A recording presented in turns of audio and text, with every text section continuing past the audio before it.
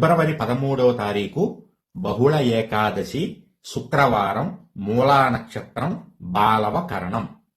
చదువుకునే విద్యార్థులకి అద్భుతమైనటువంటి రోజు. ఎలాంటి రోజయ్య అంటే వసంత పంచమి ఎంత పవర్ఫుల్లో అంత పవర్ఫుల్ రోజు.